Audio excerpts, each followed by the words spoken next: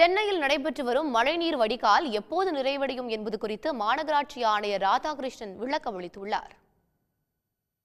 சென்னையில் செய்தியாளர்களிடம் பேசிய மாநகராட்சி ஆணையர் ராதாகிருஷ்ணன், சென்னையில் நடைபெறும் மழைநீர் வடிகால் பணிகள் குறித்த பல்வேறு கேள்விகளுக்கு பதிலளித்தார். மழைநீர் வடிகால்களில் படியும் சேற்றை அகற்றுவது பெரும் சவாலாக உள்ளதாக கூறிய அவர், மழைநீர் வடிகால் பணிகள் எந்தெந்த இடங்களில் நிறைவடைந்தது என்பதை வலைதளங்களில் பதிய ஏற்பாடு செய்யப்பட்டுள்ளதாக தெரிவித்தார்.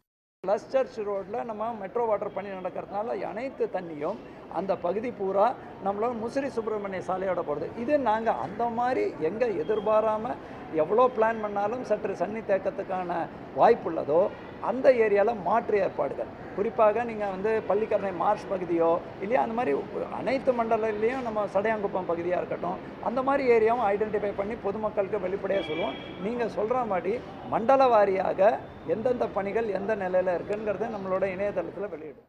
மாநகராட்சியின் ஒப்புதல் இல்லாமல் கடற்பகுதிகளில் யாரும் புதிதாக வீடுகளை கட்ட வேண்டாம் என்று மாநகராட்சி ஆணையர் ராதாகிருஷ்ணன் கேட்டுக் கொண்டார்.